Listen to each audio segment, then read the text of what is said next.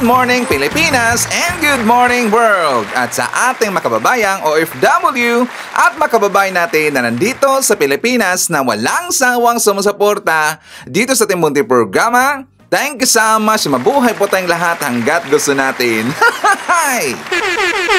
Well, anyways, tuloy-tuloy po tayo sa tigbabalita dito ng mga tamang balita at sagutin ang maling information na mapakalat ng mga fake news peddlers, ng mga anti-Marcos, lalong-lalo na doon galing sa mga DDS na mga saltik kabayan. Yes, dapat silang sagutin. Bakit? Kasi pag-aayaan natin sila na lagi pong naninira araw-araw kay PBBM at sa Marcos administration sa katagalan kabayan, akala mga paninira, baging totoo yan sa mata ng ibang tao. So dapat silang sagutin kasi ang bagong Pilipinas, bawal po ang mga sinungaling. At siyempre, kasama niyo pa rin si Sir Ivan, ang pinakabulol na vlogger sa balat ng YouTube, pero bibigay sa inyo ng mga totoo at mga preskong balita na kinukuha natin sa nakapitbahay na social media. So magandang buhay sa ating lahat mga kabayan and happy Tuesday sa ating lahat. Okay, so before tayo mag-start mga kabayan, well, syempre, as usual, i-check muna natin ang ating mga viewers na may maraming comment dyan sa baba sa ating comment section, ang ating pong top 5 commenters. At nandito sa listahan, ang nanguna po si Ma'am Lerma Sandita. Meron siyang 45 na mga comments. Nandiyan rin po si Maria Mindasiplon, meron siyang 25 na mga comments. Mary Flor Espiritu, meron siyang 23 na mga comments. Nandiyan rin po si Alicia, meron siyang 20 na mga comments, and John Esperanza, meron siyang 17 lahat ng mga comments. Again, thank you so much po sa ating top 5 commenters. At siyempre, pasalamatan natin ating po mga silent viewer dito sa ating channel. Thank you so much. At siyempre, pasalamatan rin po natin ang lahat ng mga viewers na lagi pong nag-like, laging si-shares ng ating mga videos, at doon sa ating mga viewers na subscribe sa ating channel. Thank you so much. At siyempre, i-greet natin ating mga suki, mga early birds. Yan ang una sa pag-comment dyan sa baba sa ating comment section. Nandyan sila si Maricruz Hernandez from North Carolina, USA. Samway Vlog from Riyadh. Nandyan rin po si MC Big Dallas, Monez Borromeo, Eufemia, Lorely Bernardo. Nandyan rin po si Nora Antig. I-shoutout natin si Shirley Risman from Cincinnati, Ohio, USA. Nandyan rin po kasama natin si Tinkerbell from UK. Rina Con, Nieves Ebon from Coronadal City. Hi to Trixie Villa. Nandiyan rin po si Kelly Capuno from Tagaytay City, Cavite. Velma Macabalo or Micabalo. Hi to Gloria Marquez, Angelita Huilsanger. Nandiyan rin po kasama natin si Sir Jaime Garcia, Derek Erwina Argilies at Derek William Mayo. At syempre, hindi natin kakalimutan, i-shoutout natin ating mga pinalangga na mga legends, ang mga senior citizens. Hello po, kumusta ang lahat? At syempre, i-greet natin ng belated happy birthday kay Ma'am Lerma Sondita. And also, happy birthday sa sister ni Ma'am Rosalinda Ilopre. At syempre, i-greet natin ng happy birthday ang lahat ng mga viewers na nag-birthday ngayong araw. Happy birthday! Okay, so kumusta ang lahat mga kabayan? How are you today? Well, mukha yatang paus pa ang boses sa Ivan. Paus pa mga kababayan kasi kagabi merong concert. Hindi, joke lang. Kagabi kasi mga kababayan, nandun kami sa festa. Alam natin yung festa, bibong-bibo yan. Merong videoke, meron pong sayawan ng konti mga kababayan. Nagkuratsa nga si Ivan. Oo, nagkuratsa ako kagabi. Alam niyo ba yung kuratsa? Yung sumasayaw ka dyan sa gitna at saka merong perang ibibigay mga kababayan. Kuratsa. Yan po ang nakasanayan dito sa probensya. So nga mga kababayan ko, siya nga pala, mamaya, nandyan po sa Bohol, sa Ivan. Kasi mga kababayan ko, meron pong nag-imbita sa akin, ating pong viewer from States. So timing na timing kasi, ang akin rin pong close friend mga kababayan, close family friend namin, dumating rin po galing po ng States. So timing na talaga kasi nga siya rin po ay nang-imbita na pupunta kami doon sa Bohol mga kababayan. So timing na timing talaga eh. So yun po mangyari, mamaya nandyan po sa Bohol sa Ivan. Kita-kits po doon sa aming sa ating viewer mga kababayan. Okay? So anyways, nakita na po natin kahapon na nag-resume itong Senado sa kanilang regular session mga kababayan. Nandun po yung mga gonggong. Sila si Amy, siya nga pala si Tolentino mga kababayan, membro rin po ng gonggong. Bakit si Ivan? Kasi nga itong si Tolentino, meron siyang ginawa kanina or kahapon nga pala doon sa Senado. Diba, ikinampanya pa natin itong si Tolentino mga kababayan kasi nga kasama siya doon sa alyansa ni PBBM. At saka nabula rin po si Ivan kasi pag-aakala natin siya na po yung magiging straight, saka magiging matino ng mga kababayan, pag-aakala natin totally na siya po'y umaklas sa grupo ng mga DDS. Pero mali tayo mga kababayan. Hindi tayo. Mali si Sir Ivan mga kababayan. Kasi ako po'y nadala doon sa kanyang prinsipyo, diba, suportado niya yung hakbang ni BBM na protektahan ang ating teritoryo dyan sa West Philippine Sea. Kaya nadala niya itong si Sir Ivan. Kasi nga, syempre, ang ating teritoryo atin yan. Kung sino yung mga mamabatas na pabor doon sa ginawa ni BBM sa pagprotekta niya doon sa ating teritoryo, well, susuportaan ni Sir Ivan. Isa doon itong si Tolentino. Kasi nga, diba, gusto niyang protektaan itong West Philippine Sea mga kababayan.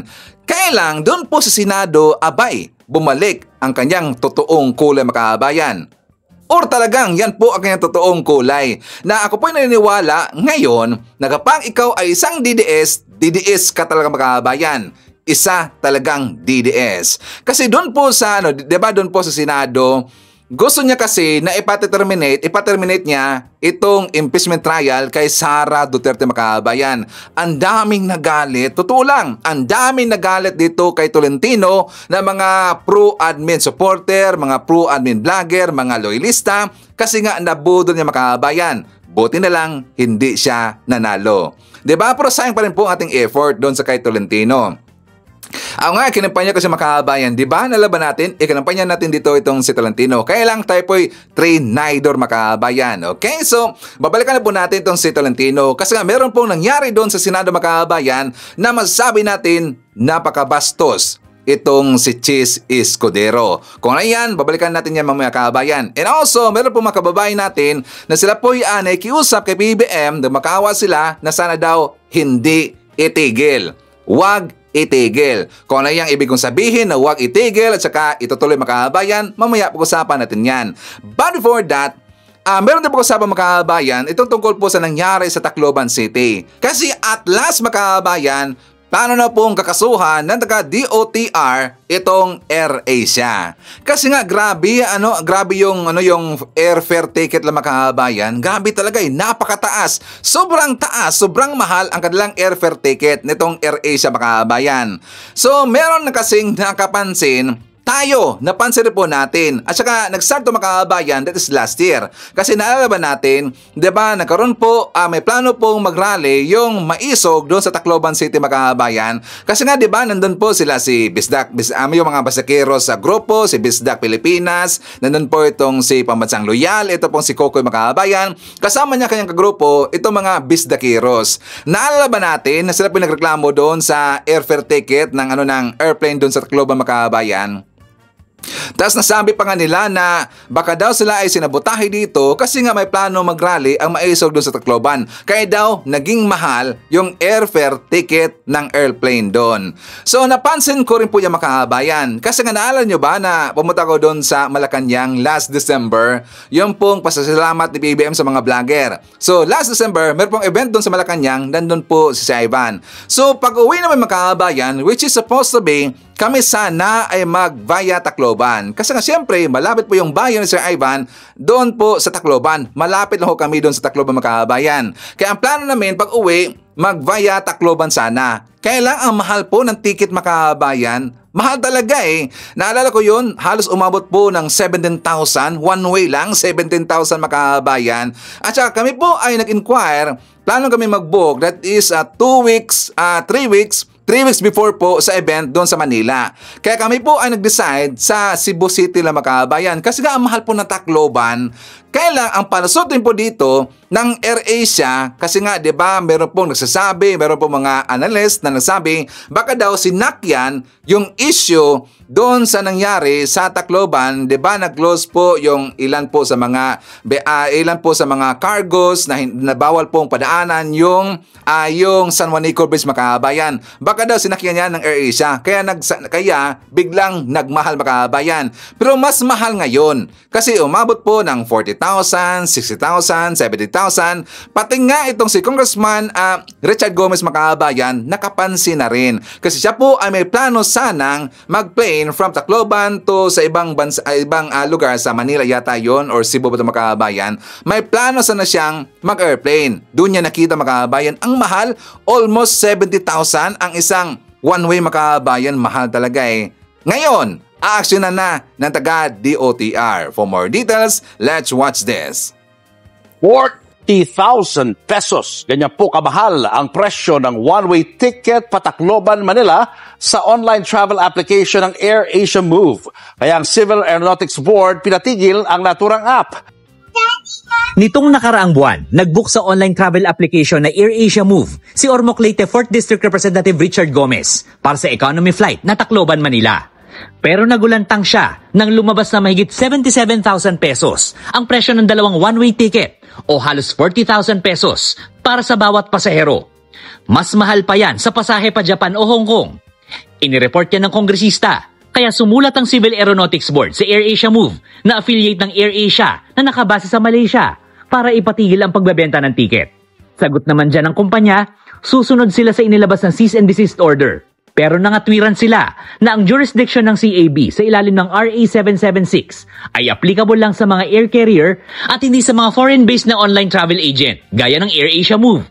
Dito na umaksyon ng Department of Transportation na magsampa ng kasong economic sabotage laban sa AirAsia Move.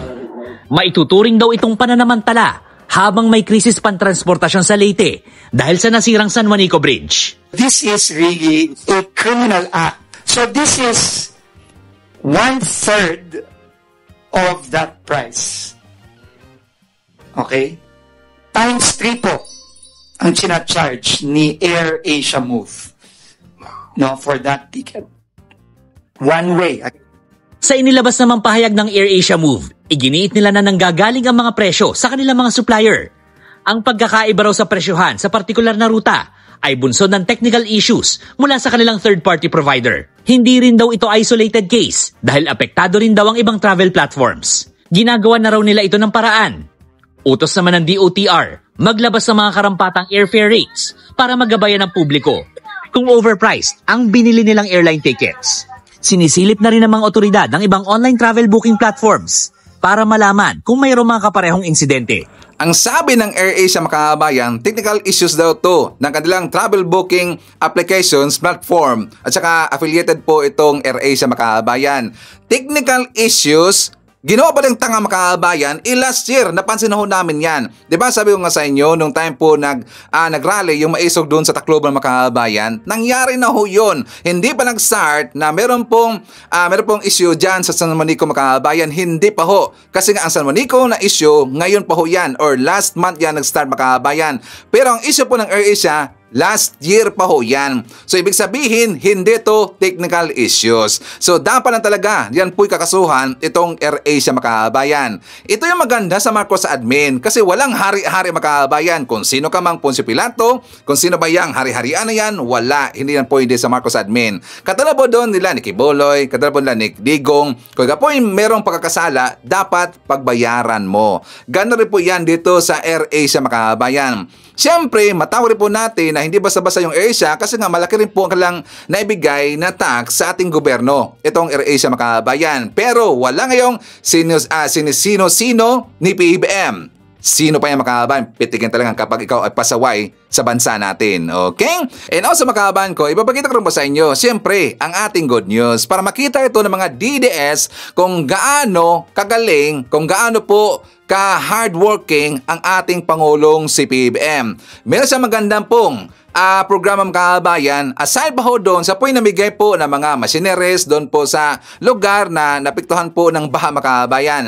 Aside from that, merong magandang programa dyan sa LRT, MRT kasi every Sunday mga kabayan, meron pong family pass. Parang 1+3 mga kabayan. For more details, let's watch this. Pinangunahan ni Pangulong Ferdinand R. Marcos Jr. ang pamamahagi ng nasa higit 200 units ng operations and equipment vehicles sa Taguig ngayong araw. sa ilalim niya ng ikatlong tranche ng refleeting program ng National Irrigation Administration na malaki ang may tutulong para mapaunlad ang pagsasaka kasabay ng pagtitiyak ng seguridad ng pagkain sa bansa. Noong nakarang taon nang tumama ang sunod-sunod na bagyo sa iba't ibang parte ng Pilipinas, ang mga magsasaka ang pinaka-naapektuhan.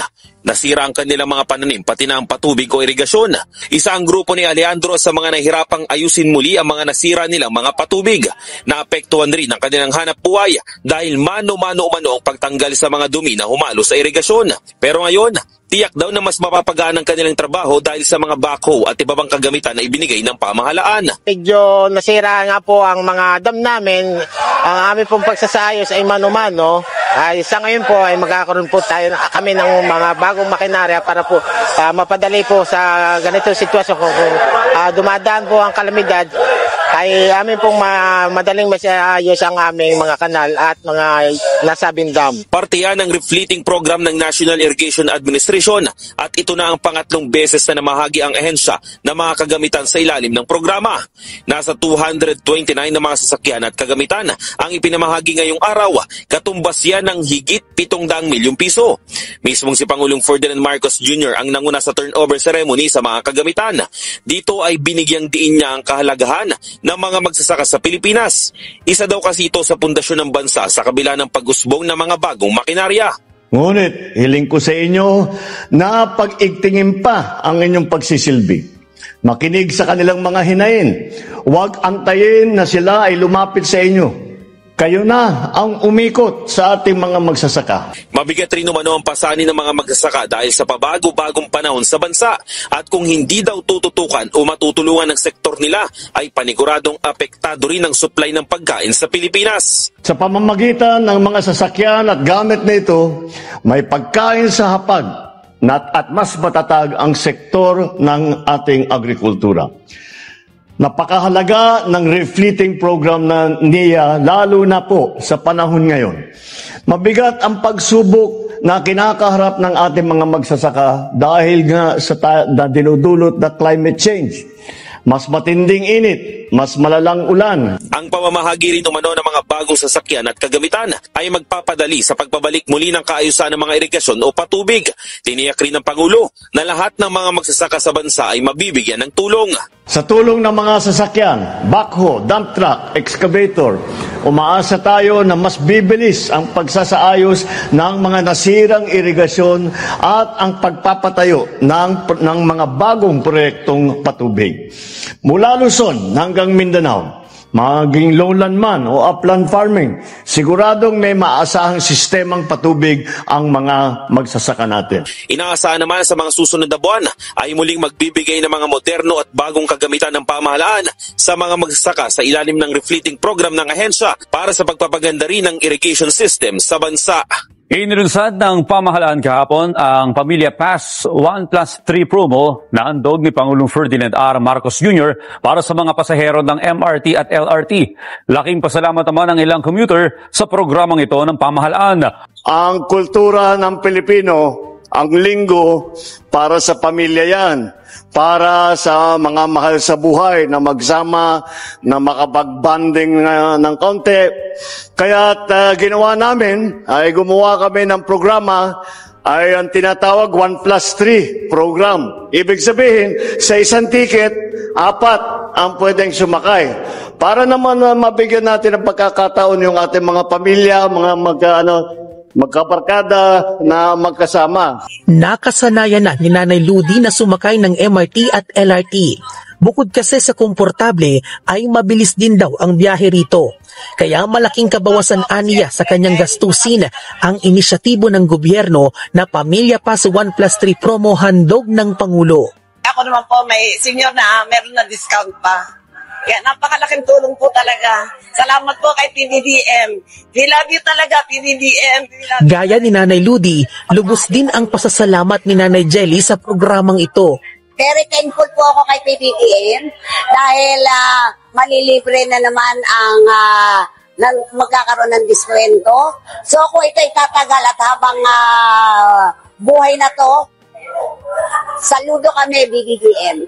Magandang balita para sa mga commuter ng MRT at LRT stations. Unang araw ng Hunyo, inilunsad na ng Department of Transportation ang Pamilya Pass 1+3 promo handog ng Pangulo sa MRT 3, LRT 1 at LRT 2 na maa-avail tuwing araw ng linggo. Ang maganda rito ay hindi lang ito para sa magkakaanak o pamilya, pwede rin sa magkakabarkada. Ayon sa DOTR, hindi rin kinakailangang magpakita ng anumang ID o dokumento para ma-avail ang promo. Pinangunahan ito ni Pangulong Ferdinand R. Marcos Jr. kasama ang First Family. Naglibot sila mula sa GMA Kamuning Station hanggang sa North Avenue Station sakay ng tren. Ang naturang hakbang ay alinsunod na rin sa direktiba ni Pangulong Marcos Jr. na gawing maginhawa at komportable para sa mga commuter ang pampublikong transportasyon. Tuloy-tuloy naman po ang efforts natin, no? Para gawing mas maayos ang MRT 3, LRT 1 at LRT 2. No? So, hindi tayo tumitigil dyan. Bilang bahagi ng modernization program ng ahensya, pahihintulutan na ng pamunuan ng LRT at MRT ang mga pasahero na magbayad sa pamamagitan ng debit o credit cards at maging ng mga mobile wallet platform. Ayon sa DOTR, sisimulan na nila sa susunod na buwan ang cashless turnstiles para sa automatic fare collection o AFC system. Dahil dito, aalisin na ang nakasanayang pagbili o pagre-reload ng beep card. Nakikipagtulungan na ang DOTR sa mga transport operator at financial service providers para masiguro na magiging maayos ang rollout ng upgraded fare collection system. Samantala, ipinagmalaki naman ni Secretary Dizon na naging maayos ang unang linggo ng pagbabalik ng NCAP, bagamat hindi pa rin maiwasan na may ilang hindi sumusunod.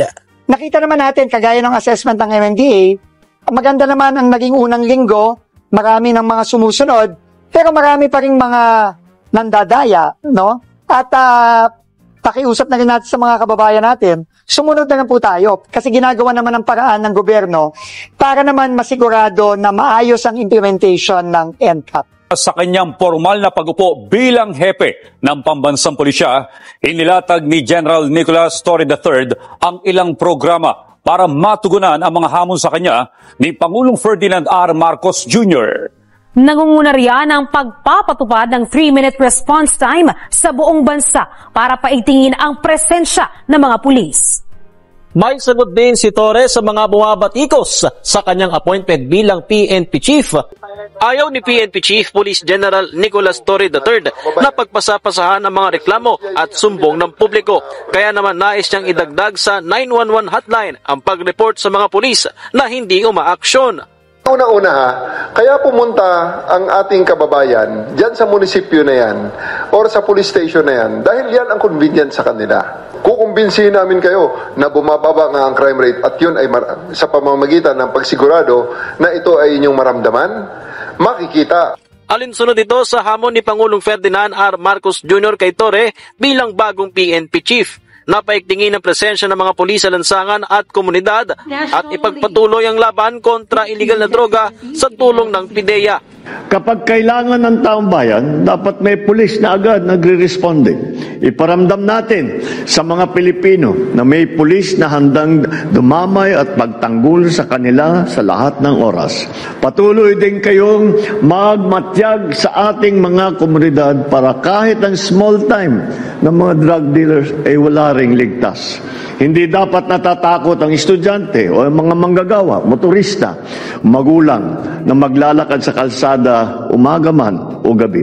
Bahagi ng 3 core pillars ni General Torre ang pagpapatupad ng 3-minute response time sa mga iniuulat na krimen at iba pang insidente sa buong bansa, partikular sa major urban centers na una niyang ginawa noong siya ay Quezon City Police District Director.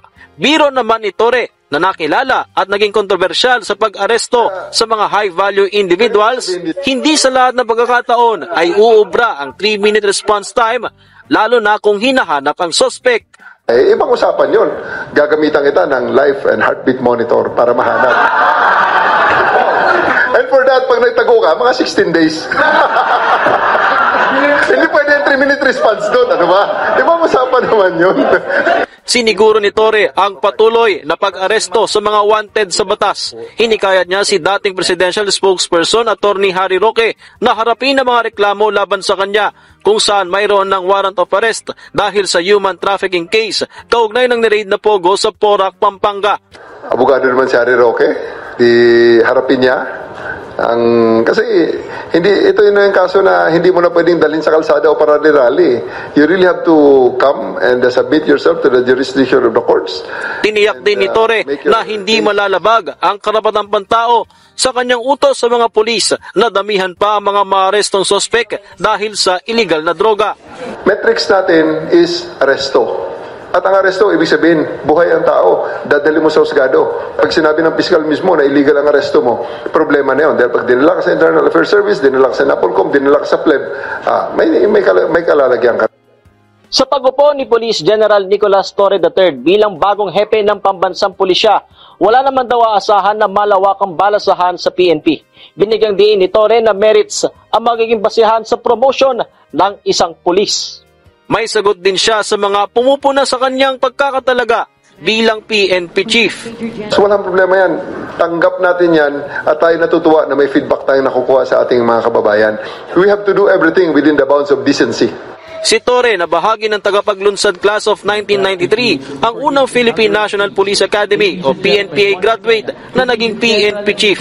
Higit isang taon pang natitira sa kanyang serbisyo bago maabot ang mandatory retirement age sa March 2027. Okay, so isinama ko si General Torre Makabayan sa ating good news kasi good news naman talaga na itong si Torre ay naging PNP chief Makabayan.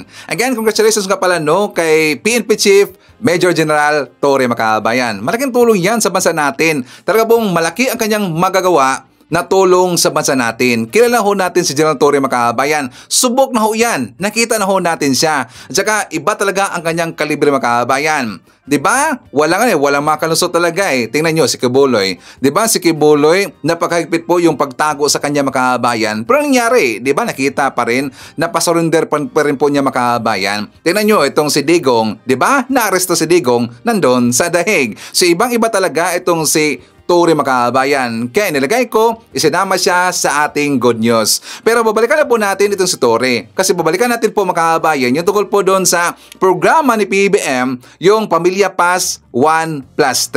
Kasi nga, malaking tulong ho yan ng bansa natin Makabayan. Marami pong mga kababayan natin na matulungan sa programa na yan. Pero siyempre, hindi yan makikita ng mga DDS kasi sila po yung bulag Makabayan. Nakita ko nga kanina, close common friend ko doon sa Facebook account ko Makabayan, sinisiraan na naman itong Pamilya Pass. Saka sabi niya, ito na naman, pamubudol. Hindi pa daw nagawa yung 20 pesos per kilo na bigas Makabayan, ito na naman daw. Diba tingin nyo, bulag? Matagal na ho nag-umpisa yung 20 pesos per kilo na bigas. Itong sa Pamilya Plus 1+3, malaking tulong yan. Nakita ko nga sa live kahapon Makabayan, di ba meron po mga kababayan natin na mga bahiro or nagko-commute Makabayan, tinanong sila. Sila po ay naikiusap kay PBM na sana daw hindi ito puputulin, ituloy sana or matutuloy sana itong programa hanggang sa kanyang last term Makabayan. Meron pa nga nagmamakaawa, di ba nakita ba natin yung live Makabayan? Yes, nakikiusap po mga kababayan natin. Meron pong pamilya na mamakaawa kasi malaking tulong ho yan. Di ba malaking kwento Makabayan. But sad to say mga kababayan ko, pagkatapos po ng term ni PBM, ma-stop rin po yan. So ganyan kasi yan Makabayan, di ba? Siyempre, iba-iba naman kasi yung mga plano ng next na presidente, di ba? Next na po na mga kabinete, iba-iba naman kasi ang kanilang mga plano. Saka hopefully, na susuportahan pa rin po nila itong naumpisahan na programa ni PBM. Kasi malaking tulong yan sa bansa natin. Okay? So anyways, pag-usapan natin si Torre Makabayan. Kasi nga, tinanong itong si Sara Duterte kung ano ang kanyang masasabi sa pagkatalaga ni General Torre bilang ating bagong PNP chief. Pinagtawanan lang Makabayan. For more details, let's watch this. Tinawanan lang ni Vice President Sara Duterte ang pagtalaga kay bagong PNP Chief Nicolas Torre III. May buwelta naman si Torre sa mga basher.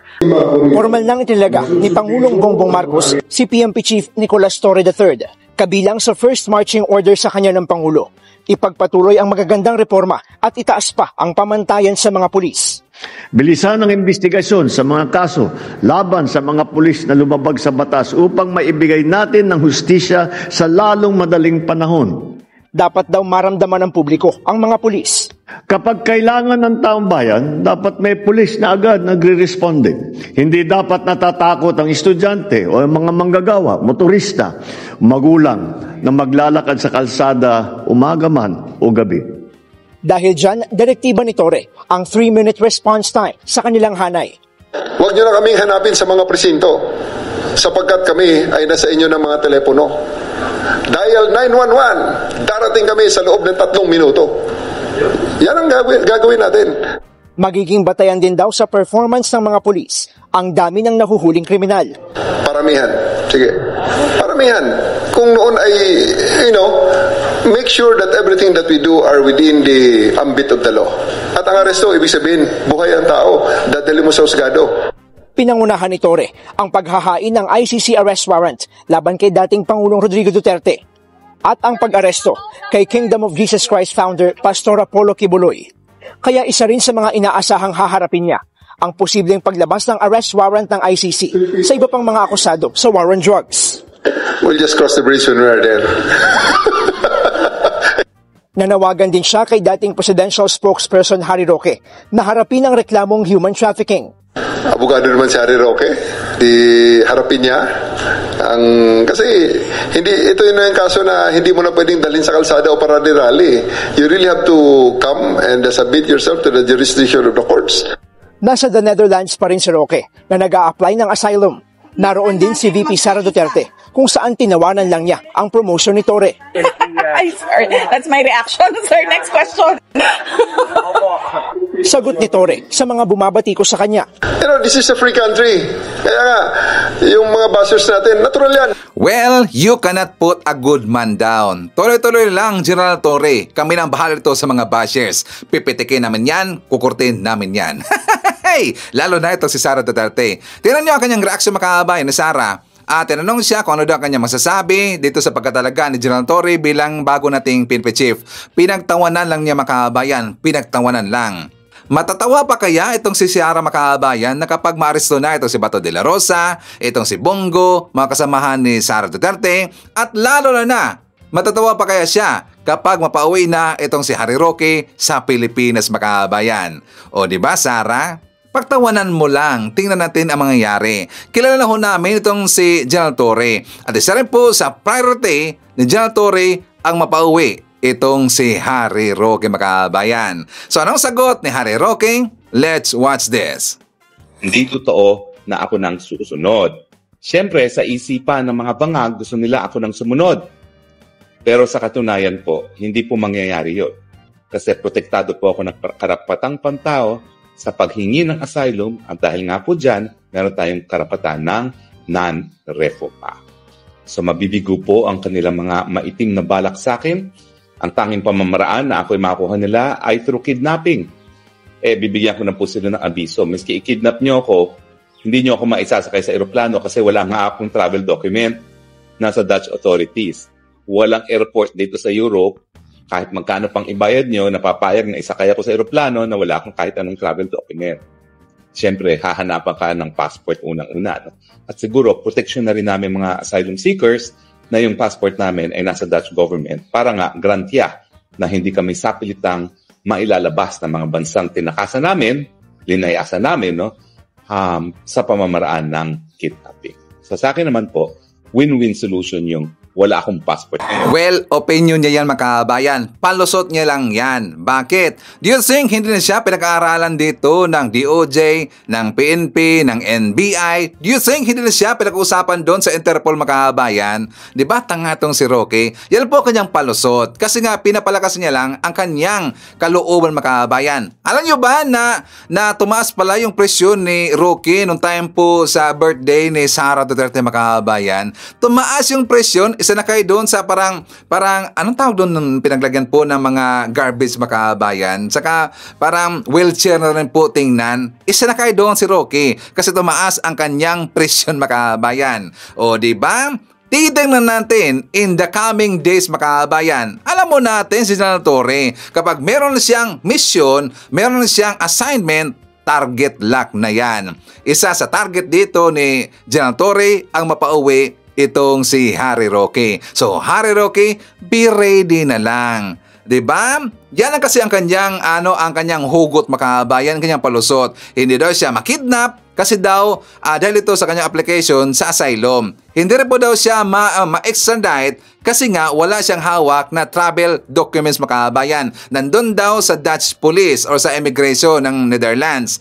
Yan nga ang rason. Pinag-usapan ho yan. Isa na ho yan sa assignment ng DOJ at saka ng PNP mga kabayan. So Harry Roque, hintay-hintay na lang. Sabihin mo kay Sara Duterte, tatawa pa kaya siya kapag mapauwi ka na sa Pilipinas. Siguradong mapauwi itong si Roque mga kabayan. Bakit?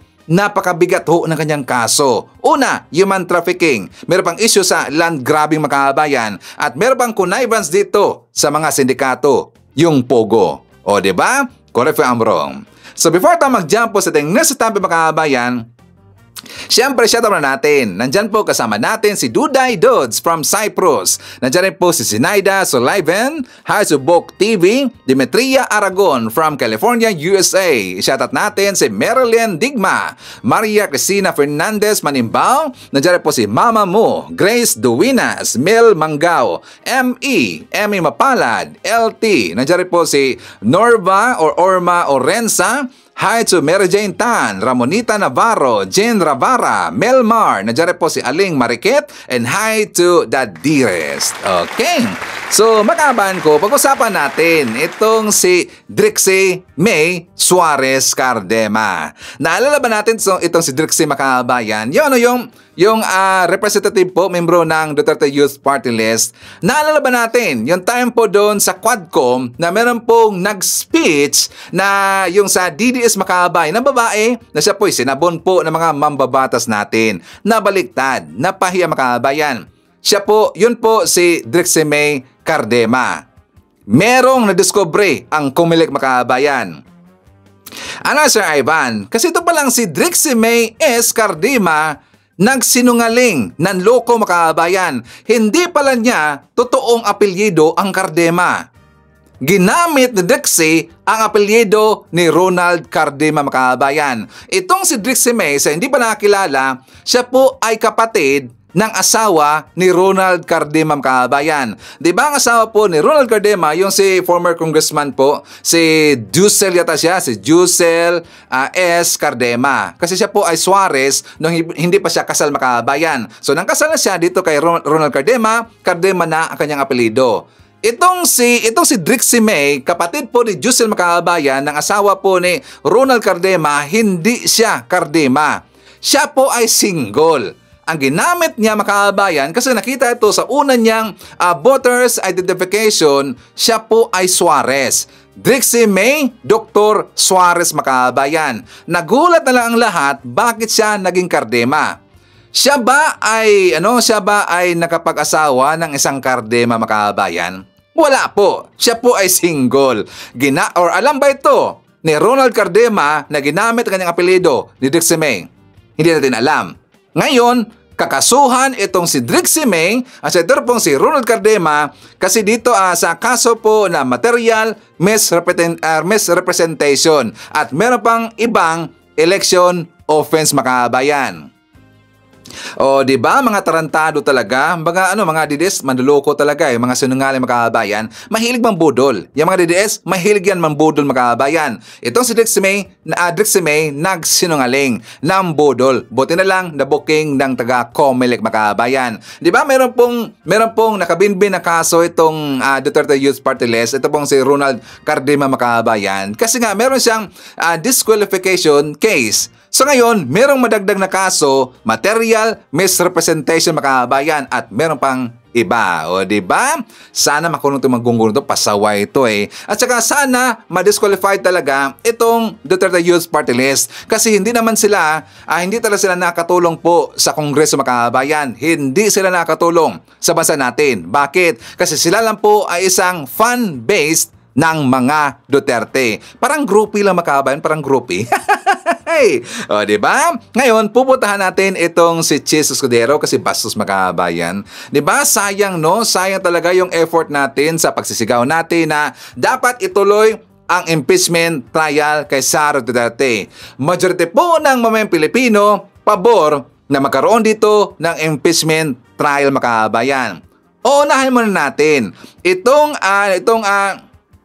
speech doon po sa Senado, mga kababayan, kasi una nag-open yan itong si Tolentino, ito si Senator Francis Tolentino.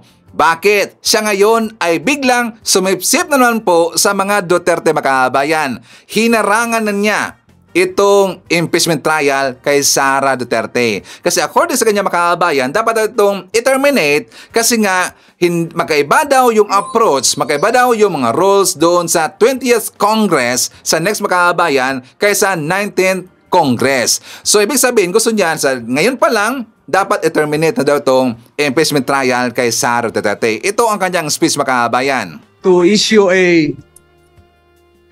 To deliver a short manifestation. Mr. President.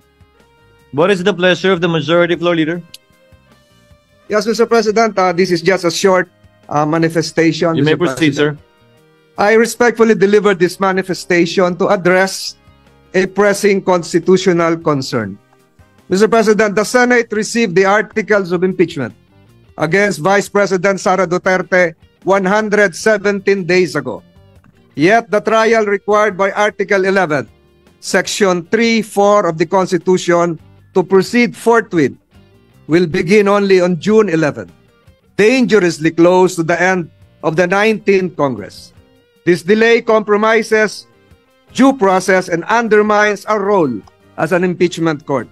Under the 1987 Constitution, the Senate of each Congress acts separately and independently of the Senate of the Congress before it. Only 12 senators remain after each election, insufficient to form a quorum. Thus, unlike the U.S. Senate or the Philippine Senate under the 1935 Constitution, we cannot carry unfinished proceedings into the next Congress. Allowing the 20th Congress to take over this trial would be ultra vires or beyond our constitutional power. Jurisdiction over impeachment is exclusive to the Congress that receives the complaint.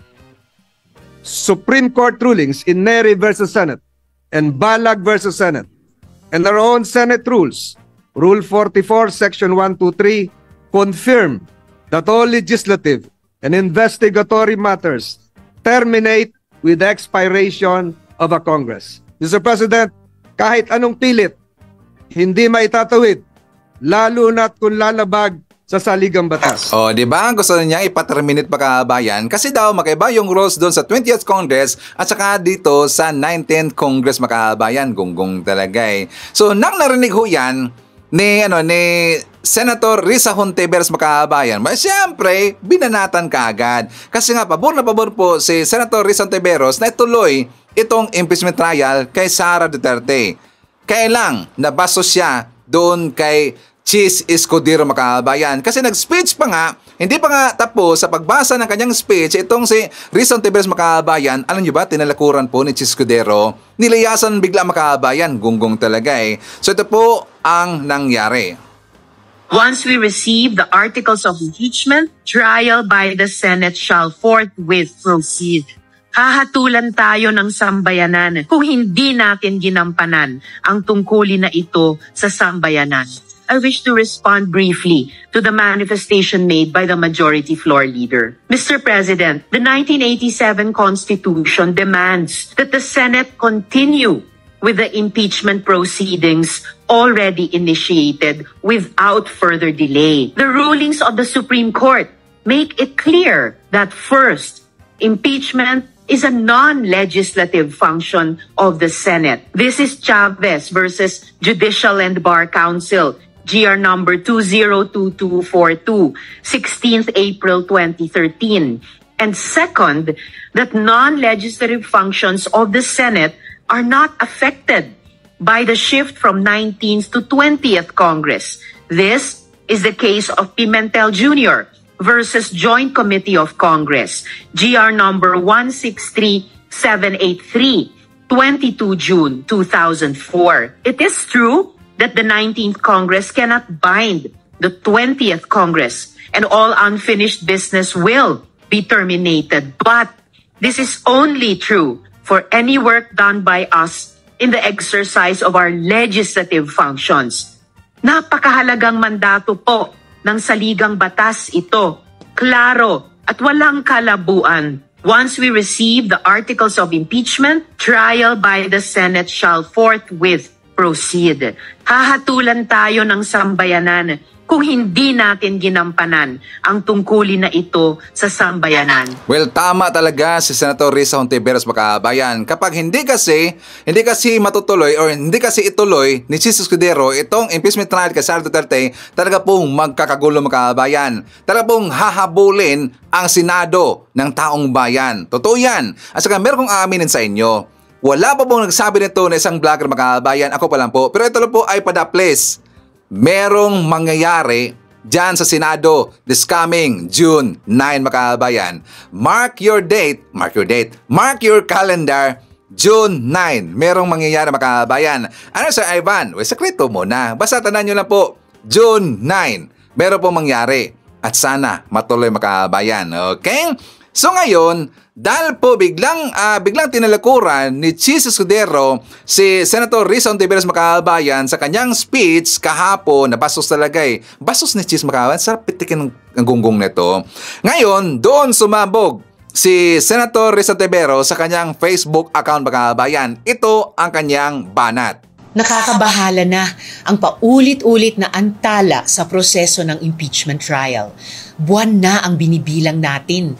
Sobra-sobra na ang paghihintay ng mga Pilipino. Let us all hope this is the last delay. While I support my colleagues in our shared sense of urgency in passing important legislation in the last days of the 19th Congress, including the landmark anti-POGO bill, we cannot postpone our constitutional obligations any longer. Any further delays in commencing the trial against Vice President Duterte would violate the Constitution, which clearly states that the Senate must forthwith proceed with an impeachment trial. Hindi kapag ready na, hindi kapag convenient, kundi shall forthwith proceed. Huwag naman sana yang baliwalain. The Supreme Court has also previously ruled that the Senate is treated as a continuing body when it comes to non-legislative functions, and those include the vital duty to sit as an impeachment court. We owe it to the Filipino people to convene as an impeachment court and begin the proceedings at the soonest possible time. Ano man ang akusasyon laban kay Vice President Duterte, karapatan ng taong bayan na malaman at mahimay ang mga ito sa pamamagitan ng isang transparent na impeachment trial. Dapat harapin na ng Senado ang lahat ng ito sa lalong madaling panahon. Okay, so tutulungan natin si Senator Risa Hontiveros Makabayan. Tutulungan natin siyang i-push ang Senado. Okay, so i-clear ko lang ha. Yung tungkol po sa date na June 9 Makabayan, kapag matuloy yung impeachment trial kay Sara, hindi mangyari yon. Kapag naramdaman po ng grupo nito na malabo talaga yung impeachment trial Makabayan, na ito po pinigilan po ni Chis Escudero, pinigilan po ng ibang mga senador, mangyayari ang June 9 Makabayan.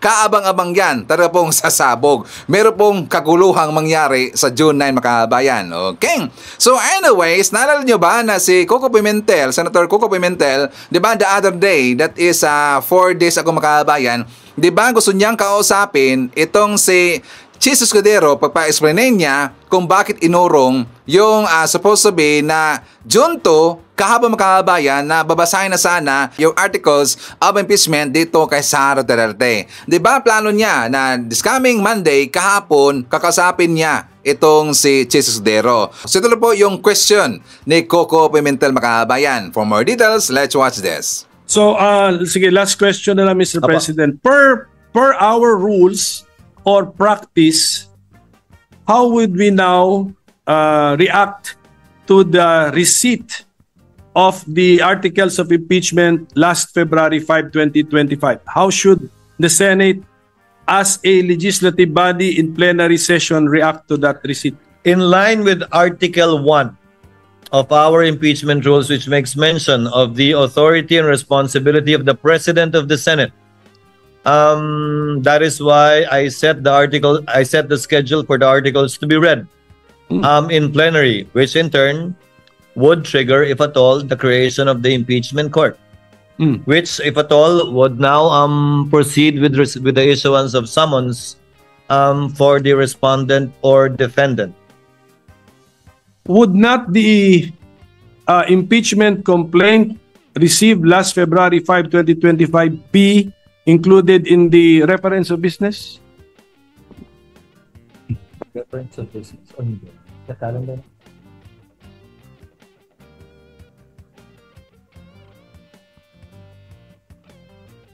Ano ito? Ito ba yung person? It will be included in the reference of business, yes. Supposedly today, kung natuloy tayo today, but on June 11, so that it can be included in the agenda for that particular day. That's my point, Mr. President. Kung i-reference of business, why are we not doing it today? Anong damage kung gawin natin today? Pwede rin naman. Hindi pa tayo nagbabasa ng reference of business. Sure. Pero wala. Are we doing it today? Kasi February 5 pa yun. That's why I'm mentioning the date that it was received, February 5. So can we include it in the reference of business today? Kasi parang mas normal eh. Mas normal yun eh. Kung we will look into it, Your Honor. I tend to agree with this Honor's position. We will take it up with the Secretary. It's just normal, Mr. President. Yes. Plus February 5, we're reporting out today. Okay?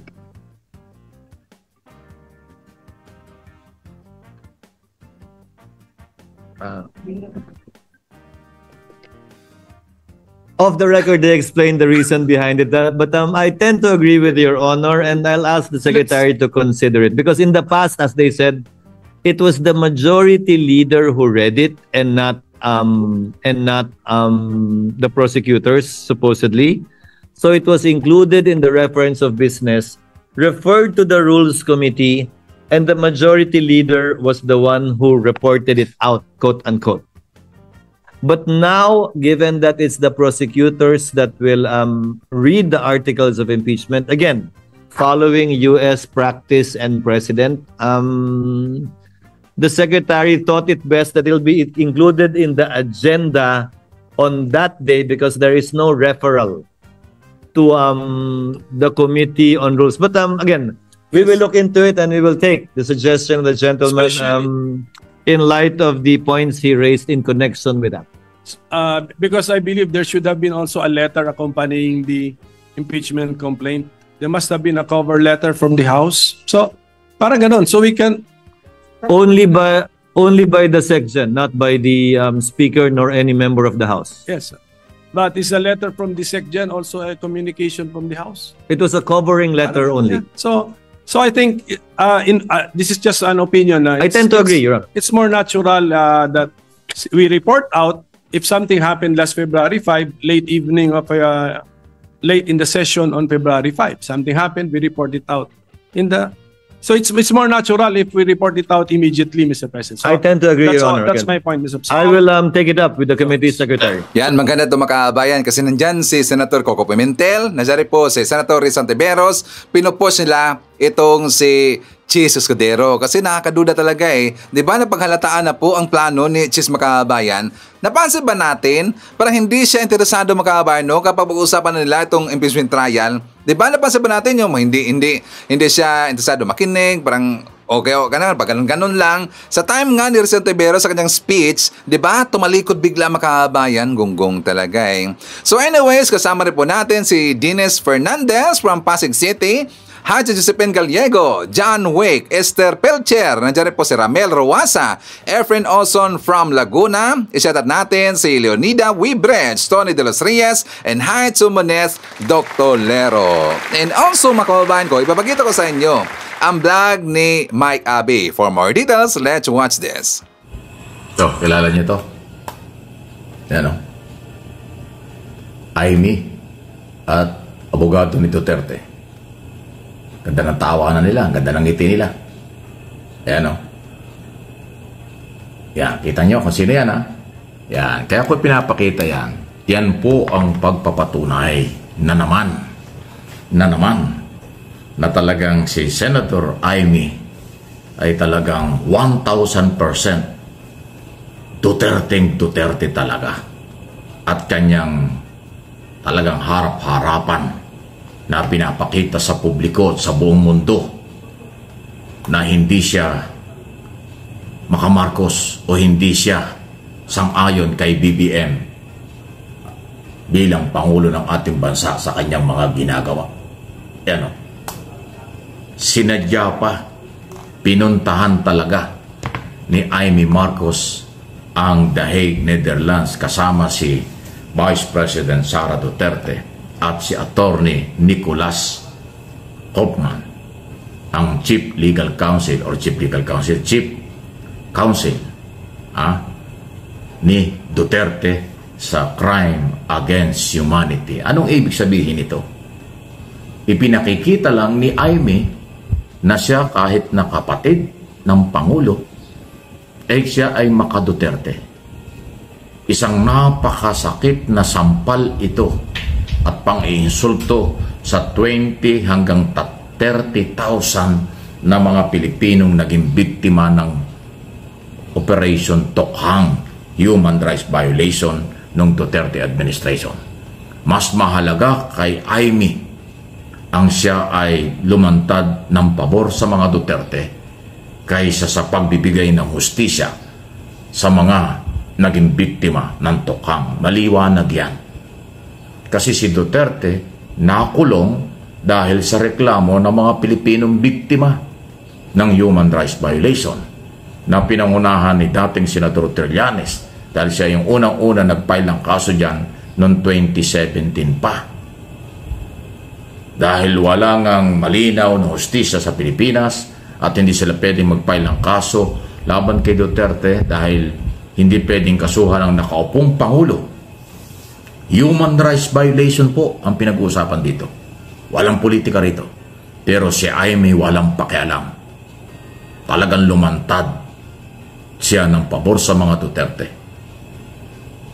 Kahit, ibig sabihin yan, kahit ulit-ulit na sinasabi ng Marcos administration ng kanyang kapatid na sumunod lang sila sa batas. Court order, warrant of arrest dala ng ICC at Republic Act 9851, Section 17, kaya itinan-over sa ICC si Duterte. Pero si Amy nagpunta pa ron para ipakita ang suporta sa mga Duterte. Nagpunta ron para ipakita ang suporta sa abogado ni Duterte. Yan ay isa lang hong malinaw sa aking opinyon na talagang baliwala ba sa kanya ang nawala ng pamilyang Pilipino, naging biktima ng karapatang pantao ng panahon ni Duterte. Yun po yung malinaw doon. So dalawang isyong matitindi. Kawalan ng respeto sa mga biktima at karapatan ng biktima na maghanap ng hustisya. At higit sa lahat, ipinakita niya sa buong mundo na kahit siya Marcos, maka-Duterte siya. Iniwan niya totally ang kanyang kapatid na Pangulong Marcos. Ganon pong katindi si Amy Marcos. Pero wala tayong magagawa. Ibinuto pa rin siya ng mga Pilipino na nakaraang eleksyon. Yan po ang nakakalungkot. Sa kabila ng kung ano-anong mga ginawa ni Amy before, during election, binoto pa niyo yan. Lalo na ngayon. Paano niyo mapipigilan yan? Hindi na mapipigilan yan. Talagang iiwanan niya si Marcos, ang kanyang kapatid. Talagang magiging oposisyon na yan. Magiging taliwas na ang kanyang mga gagawin at sasabihin against administration kasi ibinoto nyo. At 6 na taon na naman yan na senador ng ating republika. Ako po at ang aking mga channel ay hindi nagkulang ng pagpapalaala. Kaya yung mga magsisi kayo. Bahala kayo sa buhay nyo. Kasi hindi ako nagkulang ng pagpapaliwanag kung ano ang mga pwedeng mangyari. At ito na, nangyayari na. Lalong ipinakita na Amy Marcos na siya ay Duterte, hindi Marcos. Siya ay maka-Duterte, hindi para sa kanyang kapatid. At higit sa lahat, parang wala na siyang pakialam sa kawawang naging biktima ng karapatang pantao ng mga complainant before ICC crime against humanity na kinakaharap, non-bailable offense kay Duterte. Hindi lang press release, hindi lang interview, nagpunta pa ron. Nakita naman niyo yung picture. Pumunta siya sa dahi at nakipagkita pa sa abogado. Ang ganda pa ng ngiti, pang-iinsulto pa yan sa mga naging biktima ng human rights kasi nakangiti pa siya. Parang proud na proud siya. Nakatabi niya ang chief counsel, lead counsel ni Duterte sa International Criminal Court. Ganyan po ang aking analysis, opinion, interpretation sa ginagawa noon, ginagawa ngayon ni Aimee. Kaya kayong mga botante, kayo ang naglagay sa kanya. Yung mga bumoto, kaya nanalo yan. Kayo ang naglagay sa kanyang kapangyarihan. 6 na taon yan. Sana hindi magsisi kayo. Pero kung magsisisi kayo, wala na kayong magagawa. Yan ang sinasabi ko nung araw pa, before election. Maging matalino para hindi magsisi. Dahil 6 na taon kayong magsisisi kung kayo nagkamali sa pagboto sa pagiging senador. Ulitin ko, ang aking channel ay hindi nagkulang. Marami akong sinabi at tinalakay before election, during election. Pero di kayo nakinig, ay wala tayong magagawa. Bahala kayo. Sa akin naman, walang mawawala eh. Naging tulay lang ako ng katotohanan sa aking paniniwala at prinsipyo. Pero hindi kayo sumunod, ibinoto nyo. Ayan, bahala kayo. Ganyan naman talaga eh. Pero mananatili akong magiging tulay ng tamang impormasyon sa darating na mga panahon at araw. Ang maniniwala sa akin, salamat. Yung hindi maniniwala, magsisisi kayo. Kung hindi kayo maniwala, bahala kayo. Sa ngayon, kung sino ang bumoto, ilang milyon ba nakuha ni Aimee? 11 million. O di bahala kayo. Kayo ang naglagay dyan eh. Tingnan natin kung ano ang gagawin ito sa susunod na 3 taon under President Marcos Jr. na kanyang kapatid. Kung noong before election, hindi niya tinutulungan ang kanyang kapatid, sinisiraan pa ang gobyerno, ay di lalo na ngayon. Sino may kasalanan ngayon? Si Aimee? Hindi lang si Aimee. Kayo ng mga botante na naglagay sa kanya. Di ba? Well, agree na agree ko dito sa sinabi ni Mike Abe, mga kabayan. Kasi sa totoo lang, nakalungkot eh. Nakalungkot talaga na nakapasok po sa top 12 itong si Senator Aimee Marcos. Nakabalik siya, mga kabayan. At saka dito po sa ating channel, sa ating mga solid viewers, sa mga nakasubaybay ka Sir Ivan, alam nila na hindi po nagkulang si Sir Ivan sa paalala sa inyo na huwag niyong iboto itong si Senator Aimee Marcos. Kasi alam mo natin, siya po'y traitor, mga kabayan. At tatraidorin pa rin po niya itong si PBBM. Di ba nakalungkot talaga eh. But anyways, shoutout natin yung po mga nag-comment doon sa Facebook, mga kabayan. Nandyan sila si Shirley Riquero Risman, Hilda Baldomino Pita, Cesar Monicar, nandiyan po si Percy Shalana. I-shoutout natin si Nenita Omale, Jackie Len, Gertrudes, si Mangan Melchor from Montreal. Nandiyan po si Jose Embornos, Mege Boom, Janet Apala, Toralba Mason, Hi to Gorgunya Angala, Elmer Pinaranda, Merna Borromeo, Agida Kunanan. I-shoutout natin si Adan Eva, Berth Bakod Cabalsa. Nandiyan rin po si Victor Robin, Evelyn Isidro, JRN, Benjamin Prado, Emjo, Jico Jerry Cabreros. Nandiyan rin po si Jeme Piowan, Marieta Gonzalez, Lorna O. Villanueva, Paul P. JBR, Ivy Alfonso, Jeremiah C. Guerrero. I-shoutout natin si Thomas Rodriguez, Julius Gumbao, Luisito Niedo, Nelson Caravana, Jonathan Beroya Camasosa, Leti Packet, William Steven Berdogo. Kasama rin po natin si Mila Eleanor Castaneto Hernandez, Gracia Santiago, Melz Libiran, Pia Bandonel, Biole Bidaventura, Emelita Sumailo Kilay, Bibi Garcia, and Haitso Annabel Hoson. Okay. So mga kababayan ko, yan natin manakalap na mga balita ngayong araw. Kung nakaabot ka po sa portion na to, sana nakapag-like na ho tayo. Libre po ang mag-share. Libre din ang mag-subscribe. Again, maraming salamat sa mga viewers na hindi nag-skip ng ating mga commercials. Thank you so much. At before natin tatapusin ang ating programa ngayong araw, sana sabayan nyo sa Sir Ivan para sa ating live messaging prayer. Mahal na Panginoong Hesus, salamat sa lahat ng iyong ginawa para sa amin. Ang iyong mahalagang dugo ay nagdala sa amin ng kaligtasan. Dalangin ko na alisin mo ang bawat negatibong salita na binitawan laban sa akin at sa aking pamilya.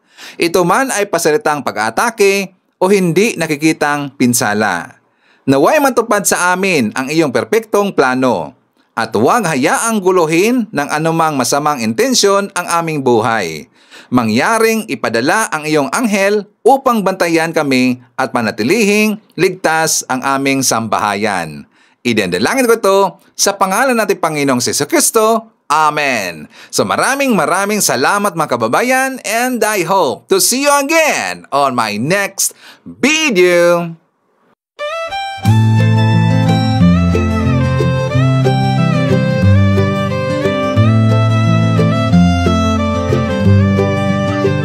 Sa bawat pagsikat ng araw, ikaw ay nandyan.